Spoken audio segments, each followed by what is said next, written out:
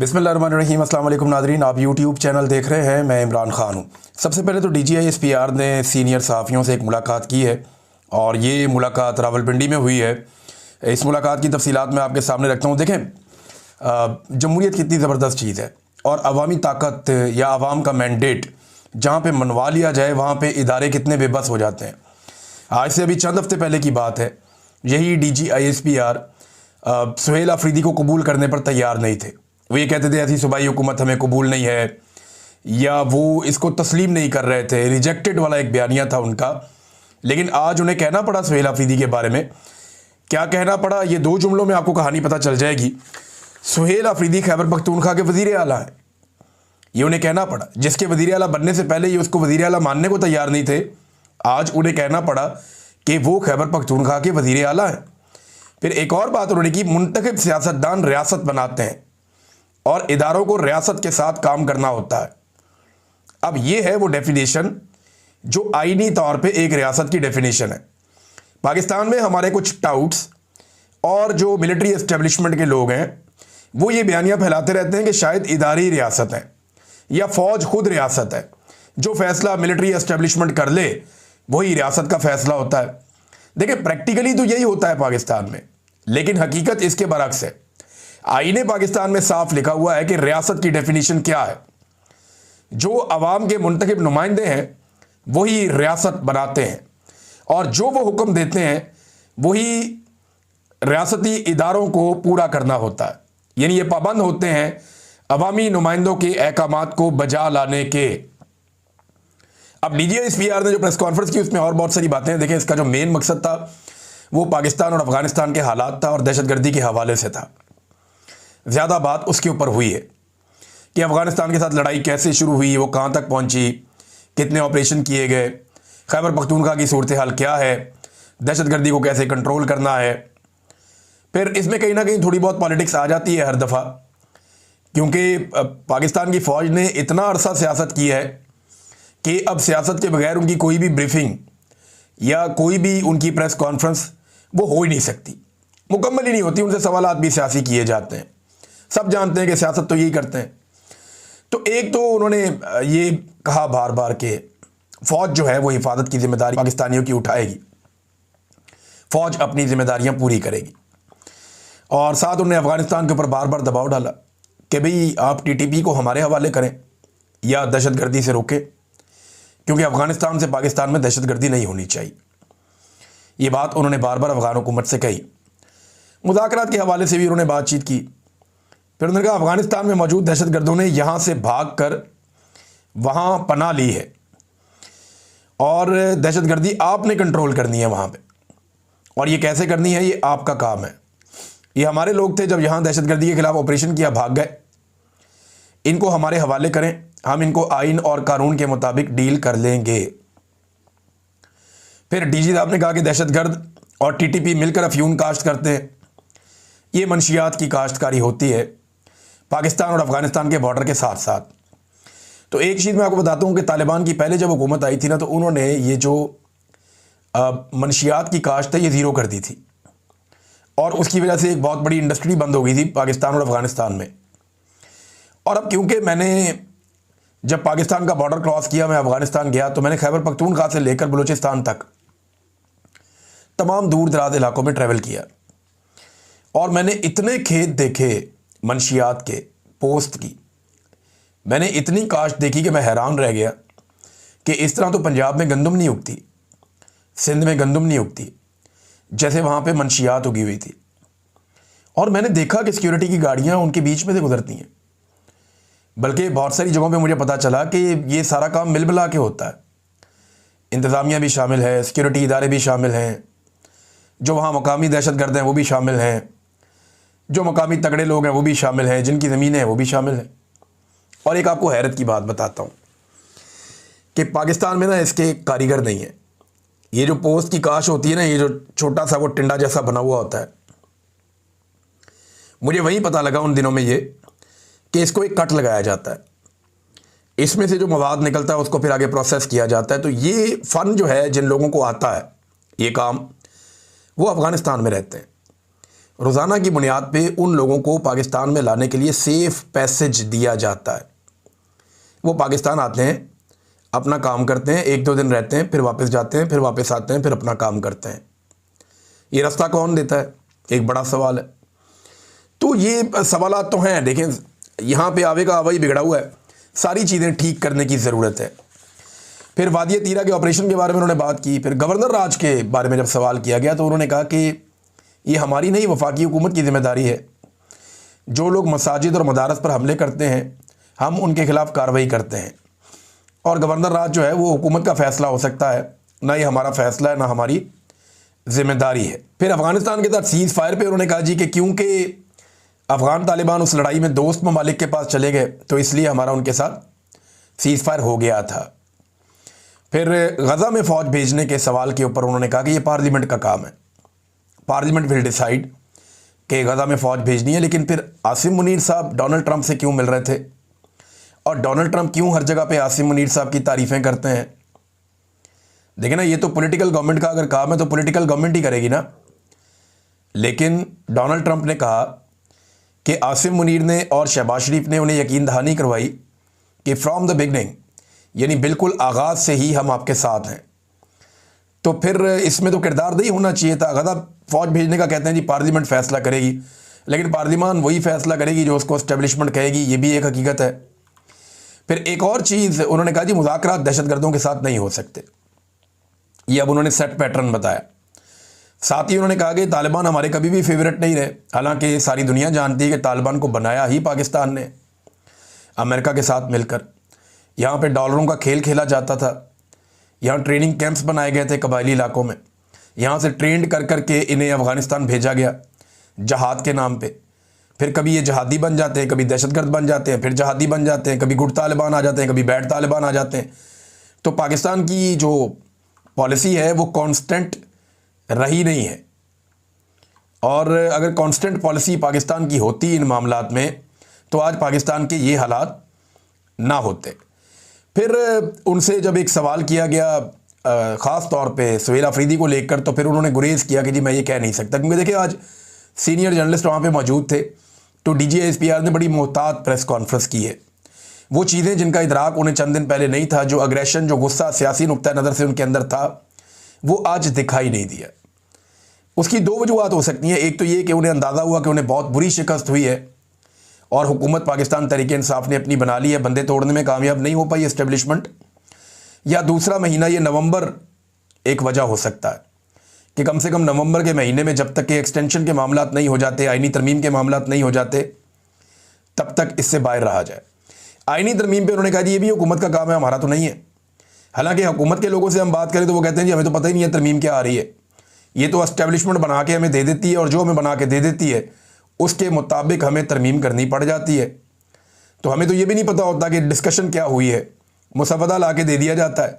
और पहले आपको याद है 2-2 मुसवदे फिर रहे थे, तो एस्टेब्लिशमेंट ही करती है। लेकिन यहाँ पे भी DGI-SPR साहब ने कहा कि नहीं जी ऐसा नहीं है, अफ़गान तालिबान हमारे डार्लिंग कभी नहीं रहे। ये स्टेटमेंट तो बिल्कुल गलत है, ये सारी दुनिया ही जानती है। अब इसमें क्या ढकी छुपी बात ही कोई नहीं है।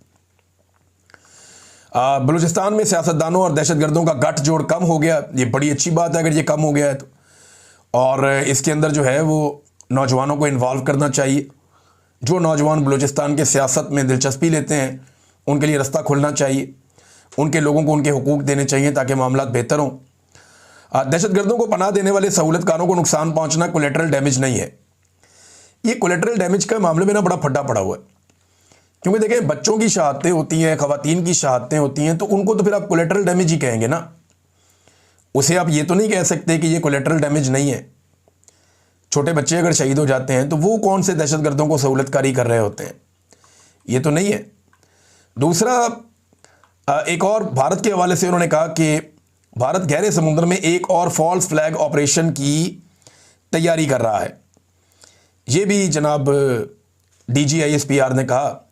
और एक और जो हमेशा वो स्टेटमेंट देते हैं बड़ा इंटरेस्टिंग, कि जनाब फ़ौज को सियासत के अंदर ना घसीटा जाए, फ़ौज सियासत से ख़ुद को दूर रखना चाहती है। अच्छा, ये सबसे मज़ायका खेज स्टेटमेंट होता है। DGI-SPR अगर ये स्टेटमेंट ना देना तो ज़बरदस्त काम हो जाए, लेकिन ये स्टेटमेंट देने के बाद वो अपनी अच्छी खासी संजीदा प्रेस कॉन्फ्रेंस का बेड़ा गर्क कर देते हैं। पाकिस्तान की 78 साल तारीख में जितनी सियासत फ़ौज के इदारे ने की है उतनी सियासत किसी सियासतदान ने भी नहीं की, किसी पॉलिटिकल पार्टी ने भी नहीं की, क्योंकि आधा वक्त फ़ौजी इस मुल्क के ऊपर हुक्मरान रहे हैं और बाकी आधा वक्त फ़ौजी इस मुल्क के ऊपर बराह रास्त नहीं पीछे बैठकर हुक्मरान रहे हैं। 4 मार्शल लॉ लगाए अयूब खान ने, याया खान ने, जनरल ज़ियाउल हक ने और जनरल परवेज़ मुशर्रफ ने। उसके अलावा भी जो मिलिट्री जनरल्स हैं वो पाकिस्तान में हुकूमतें बनाते रहे और गिराते रहे। एजेंसियों को फंडिंग के लिए भी इस्तेमाल किया जाता रहा और केसेस बना के पार्टियों को दबाने के लिए भी इस्तेमाल किया जाता रहा। ख्वाजा आसिफ जो बॉस हैं DGISPR के, इमीडिएट बॉस हैं, आर्मी चीफ से भी ऊपर हैं, ख्वाजा आसिफ ने कहा जनरल बाजवा के बारे में, और जनरल बाजवा इससे पहले वाले आर्मी चीफ थे, उनके साथ भी अहमद शरीफ साहब ने काम किया हुआ है। तो इनके अपने आर्मी चीफ के बारे में इनके अपने वजीर दिफा कह रहे हैं कि जितनी सियासत उस आदमी ने की मैंने अपनी सारी ज़िंदगी में उतनी सियासत नहीं की। तो ये वाला मजाक जब DGISPR करते हैं ना कि अच्छी खासी सीरियस प्रेस कॉन्फ्रेंस चल रही होती है, इंटरनेशनल इश्यूज़ पे बातचीत चल रही होती है, अचानक से बीच में कह देते हैं कि हमारा सियासत में कोई किरदार नहीं है, सारी प्रेस कॉन्फ्रेंस का बेड़ा गर्क कर देते हैं पकड़ के। ये कह के ना आपने कोई और सच भी बोला होता है ना वो भी झूठ बन जाता है। ये कहना बंद कर दें, क्योंकि घटिया तरीन सियासत पाकिस्तान की फ़ौज ने की है। पाकिस्तान के अंदर सियासत तो बहुत की है। जनरल बाजवा के बारे में हफीजुल्लाह न्यादी साहब फरमाते हैं कि ये CIA का आदमी था, और यानी रिटायर हो जाए ना जर्नैल तो फिर बड़ा आसान होता है उसके बारे में बताना कि ये कौन आदमी था, किसका आदमी था। जब आसिम मुनीर साहब रिटायर होंगे तब आप बड़ी कहानियाँ सुनेंगे। आजकल लोग आहिस्ता आहिस्ता नदीम अंजुम की कहानियाँ भी निकालना शुरू हो गए, जनरल फैज़ की कहानियाँ आपके सामने आती रहती हैं। तो अमेरिका का प्लांटेड आदमी था ये, उन्होंने दावा किया हफीजुल्लाह न्यादी ने। लेकिन कुछ चीज़ों पे देखें हम भी हैरान थे माजी में। हमें जब जनरल बाजवा से मुलाकात करवाई, कोई मेरा 2-3 दर्जन सहाफ़ी थे हम, और पाकिस्तान के वो तमाम सहाफ़ी थे जिन्हें लोग सुनते थे, जो मकबूल सहाफ़ी थे पाकिस्तान के या जो कामयाब सहाफ़ी थे, उन सबको बुलाया गया था। अखबारात के लोग भी थे। तो उसमें ना 2-3 लोगों ने बड़े सख्त सवालात किए थे। एक आरिफ हमीद भट्टी साहब ने सवाल किया था, गालिबन एक हामिद मीर साहब ने, नसीम सारा साहिबा ने, और एक सवाल मेरा जो है ना वो बड़ा चुभ गया था जनरल बाजवा साहब को। 2 सवाल मेरे चुभ गए थे। एक तो मैंने उनसे कहा था कि 70 साल आपने हमें कहा कि हम कश्मीर की आज़ादी का चूरन बेचें, और आप हमें कह रहे हैं कि कश्मीर को भूल जाओ और भारत के साथ तल्लक बना लो। तो बाजवा साहब ये तो नहीं होना। दूसरा मैंने बाजवा साहब से पूछा था कि पाकिस्तान की जो फ़िज़ाई हदूद है, अगर उसको अमेरिका इस्तेमाल करता है ड्रोन्स के लिए या अफ़गानिस्तान के ऊपर अटैक के लिए, तो क्या पाकिस्तान रोकेगा? क्योंकि पाकिस्तान के वज़ीर आज़म ने एब्सोल्युटली नॉट कहा हुआ है। तो इस पे जनाब बाजवा साहब का मीटर बड़ा घूम गया था और बड़ी अजीब तरीके से उन्होंने बात की थी कि उनके तैयारे इतना ऊंचा उड़ते हैं, इतने 1000 फुट की बुलंदी पे वो जाते हैं, तो हम जनाब हमारी टेक्नोलॉजी आप देखें उनकी। तो इस तरह ना एक हारा हुआ जर्नैल इंडिया के मामलात में वो यही कह रहे थे कि जनाब हम उनसे नहीं लड़ सकते। फिर वो अभी देखें ना इंडिया को कितना ठोका पाकिस्तान ने, तो वो कह रहे थे जी हम उनके साथ भी नहीं लड़ सकते। तो ये मामलात हैं। वो बड़ी अजीब अजीब बातें जनरल बाजवा कर रहे थे।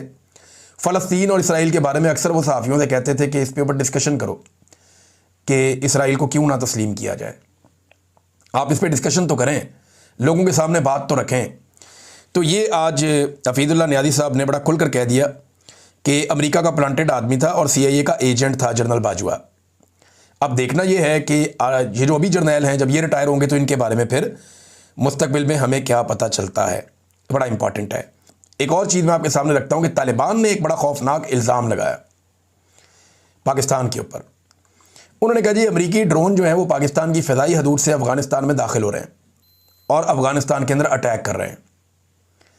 अब देखें ना, अमेरिकी ड्रोन या तो पाकिस्तान की सरजमीन से ज़मीन को इस्तेमाल करेगा और आ जाएगा, यहाँ से उड़ के चला जाएगा अफ़गानिस्तान, या वो किसी और मुल्क को क्रॉस करके अफ़गानिस्तान पहुँचेगा। क्या अमेरिकी ड्रोन जो है वो ईरान को क्रॉस करके जा रहा है? तो ईरान के साथ जो अमेरिकी ताल्लुकात हैं वो तो नहीं लगता। सेंट्रल एशिया की तरफ से आएगा तो वहाँ तो रशिया है और वहाँ इस तरह की सहूलत है नहीं अमेरिका के पास। चाइना आने नहीं देगा। तो पाकिस्तान ही एक एरिया बचता है जहाँ से अमेरिकी ड्रोन अफ़गानिस्तान पहुँच सकता है। तो उन्होंने ये इल्ज़ाम लगाया बड़ा संगीन कि पाकिस्तान फैसिलिटेट कर रहा है अमेरिका को, क्योंकि अमेरिका जो है वो हमसे अड्डे लेना चाहता है और हमने इनकार किया है। तो उसके बाद अफ़गानिस्तान के ऊपर अटैक हो रहे हैं बार बार और एक दूसरे के ज़रिए इश्तियाल अंगेज़ी और दबाव डाल रही हैं ये ताकतें हमारे ऊपर। और जो ड्रोन हो रहे हैं उसके लिए पाकिस्तान की सरजमीन या फ़िज़ाई हदूद जो है वो इस्तेमाल हो रही है। अब DGISPR ने इसके ऊपर भी रद्द-ए-अमल दिया। उन्होंने कहा जी अफ़गानिस्तान में ड्रोन हमले पाकिस्तान से नहीं होते, ना अमेरिका से ऐसा कोई मुआहदा हमारा हुआ है।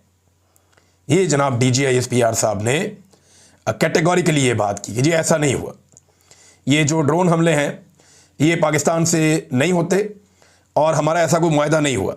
लेकिन तालिबान कह रहे हैं कि लगातार हमारे ऊपर ड्रोन हमले हो रहे हैं। अब ये ड्रोन कहाँ से जा रहे हैं इसके बारे में तालिबान की अपनी एक राय है, पाकिस्तान की अपनी एक राय है। हुसैन हक्कानी ने एक सवाल इसके हवाले से उठाया था कि क्या आपने उनको फैसिलिटेट किया, अगर किया है तो बताएं फिर। तो हुसैन हक्कानी आप जानते हैं कि अमेरिका के अंदर हैं और वो इस किस्म के सवालात उठाते रहते हैं। नाज़रीन, एक और ख़बर मैं आपके सामने रखता हूँ, 27वीं आईनी तरमीम। अब 27वीं आईनी तरमीम का करने का फ़ैसला तो हो गया, तो 27वीं आईनी तरमीम जो है ये इसी महीने के अंदर होगी और कोशिश की जाएगी कि आर्मी चीफ की एक्सटेंशन और 30 नवंबर से पहले पहले ये हो जाए, क्योंकि एक बड़े मोहतरम जज साहब हैं वो मुबैना तौर पे रिटायर होने जा रहे हैं। तो मुद्दत मुलाजमत अगर बढ़ गई तो उनको फिर रख लिया जाएगा, उनकी खिदमात बहुत हैं, वो भी काम आ जाएंगे। दूसरा, जनरल साहब की एक्सटेंशन से पहले अगर 27वीं आईनी तरमीम आ जाती है तो उनको फ़ायदा होगा। और क्या नया ओहदा कोई क्रिएट किया जा रहा है, ये बात वहाँ पूछी भी गई, तो इस पर भी DGISPR ने कहा जी वो तो उनका काम है, आएगी तो बताएंगे, हमसे मशवरा करेंगे तो हम अपनी इनपुट दे देंगे। लेकिन कौन कहाँ मशवरा करता है एक एक पाकिस्तानी अब जानता है। फैसल वाडा ने दावा कर दिया कि जनाब 27वीं आईनी तरमीम आ भी रही है और पास भी हो रही है। इन्होंने बिल्कुल वैसे ही दावा किया जैसे इन्होंने कहा था कि ये फार्म 45 जो हैं इनके अंदर आप पकोड़े बांटें, क्योंकि फार्म 47 का फैसला एस्टेब्लिशमेंट ने कर दिया, लिहाजा इंसाफ नहीं होगा। फिर इन्होंने कहा था कि 26वीं आईनी तरमीम पास हो जाएगी और डंडे के ज़ोर पे करवा ली जाएगी, वो भी हमने देखा, जैसे जमहूरियत का मजाक उड़ा। अब वो 27वीं आईनी तरमीम की बात कर रहे हैं कि भी पास हो जाएगी, तो हो तो जाएगी। और इसके अंदर पाकिस्तान के आइन का हुलिया क्या होगा? देखिए, आइन को अब किसी तरमीम की नहीं, तदफीन की ज़रूरत है। जो आइन के साथ हो गया ना पाकिस्तान के, जो इन्होंने कचूमड़ निकाल दिया पाकिस्तान के आइन का। अमेरिका की कितनी सदियों की तारीख है, उनकी 27 तरामीम है, हमने जनाब अभी पौनी सदी हुई है हमें, और हमारा आइन बने हुए अभी 50-52 साल हुए हैं, हमने उसके अंदर ये 27वीं के ऊपर हम काम कर रहे हैं, अंदाज़ा करें। और हर तरमीम हमने फ़र्द वाहिद को फ़ायदा देने के लिए करवाई है, हर तरमीम हमने एस्टेब्लिशमेंट को फ़ायदा देने के लिए करवाई है, सियासतदानों को फ़ायदा देने के लिए करवाई है। पाकिस्तान का सोच कर हमने आज तक कोई तरमीम नहीं की। मेरे ख्याल में आइन में तरमीम करने की बजाय ना आइन की अब तदफीन कर दें। एक बात जावेद हाशमी साहब ने की है, तल्ख है लेकिन बात उन्होंने की है। जावेद हाशमी साहब कह रहे हैं कि नई आइनी तरमीम जमहूरियत के ताबूत में आखिरी कील है। आसिम मुनीर और फ़ौज, अगर आपने मार्शल लॉ लगाना है तो खुलकर आएँ और मार्शल लॉ लगाएं, तरमीमों के पीछे छुपने की ज़रूरत नहीं है। तारीख की ग़ुलाम तरीन हारी हुई हुकूमत, तुम्हें भी तारीख और पाकिस्तानी अवाम कभी माफ़ नहीं करेंगे। देखिए, जो ये तरामीम है ना 26वीं और 27वीं आइनी तरमीम, ये तरामीम और पाकिस्तान कभी भी एक साथ नहीं चल सकते। ये आप मेरे से लिख के ले लेंगे, ये तरामीम पाकिस्तान के साथ नहीं चल सकती, ये तरामीम अनडू करनी पड़ेंगी। जब भी कभी अवामी हुकूमत आएगी उन्हें ये तरामीम अनडू करनी पड़ेंगी, क्योंकि ये तरामीम पूरे सिस्टम को जकड़ के एस्टेब्लिशमेंट के बूटों के आगे फेंक देती हैं। फिर एस्टेब्लिशमेंट अपने बूटों से इस पूरे सिस्टम को फुटबॉल बना देती है। ये तरामीम वो काम कर रही हैं।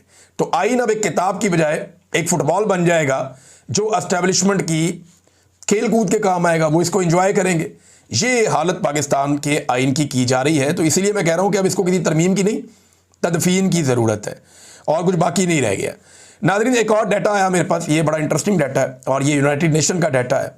UN वर्ल्ड पॉपुलेशन प्रॉस्पेक्ट 2024 का डाटा है, और जो माइग्रेशन हुई है 2023 में उसके हवाले से ये डाटा है कि इस हुकूमत के आने के बाद पाकिस्तान के साथ क्या हुआ। ये जनाब दुनिया के उन ममालिक के नाम हैं जिन ममालिक ने सबसे ज़्यादा हिजरत की है 2023 में, यानी शहबाज शरीफ के दौरे हुकूमत में जो बेड़ा गर्क आसिम मुनीर साहब आर्मी चीफ बने थे ना 2022 के आखिर में, 2023 में वो रहे थे। तो जिस तरह पाकिस्तानी पाकिस्तान छोड़ कर गए हैं, तो ज़रा ये देखें आप, बदतरीन कत्लेआम के बावजूद सूडान पाकिस्तान से पीछे है, बदतरीन कत्लेआम हुआ, लेकिन वहां भी 1.4 मिलियन यानी 14 लाख सूडानी सूडान को छोड़कर गए। पाकिस्तान नंबर 1 पे है जी दुनिया में। 16 लाख पाकिस्तानी एक साल में पाकिस्तान को छोड़कर गए, 16 लाख पाकिस्तानी। इंडिया पाकिस्तान से 7-8 गुना बड़ा मुल्क है और उनकी आबादी भी लगभग 6-7 गुना बड़ी है, पाकिस्तान से 6 गुना तो बड़ी है इंडिया की आबादी। वहाँ जो है वो 9,79,000 लोग उनका मुल्क छोड़कर गए, 6 गुना बड़ी आबादी है और पाकिस्तान की 6 गुना छोटी आबादी है और 16 लाख लोग छोड़कर चले गए। अंदाज़ा करें पाकिस्तानियों को कितना सताया पाकिस्तान की एस्टेब्लिशमेंट ने और कितनी मायूसी पाकिस्तान के अंदर फैलाई गई है। फिर उसके बाद युगांडा है, यूनान है, ब्राज़ील है, वेनेज़ुएला है, मैक्सिको है, 1-1.5 लाख, 1.5 लाख, 2 लाख, 1 लाख, 1.5 लाख, 2 लाख और बांग्लादेश में 5.5 लाख लोग छोड़कर चले गए। हसीना वाजिद ने जुल्म सितम का बाजार गर्म किया हुआ था, बदतरीन सूरत हाल पैदा की हुई थी बांग्लादेश में। ये 2023 की बात बता रहा हूँ।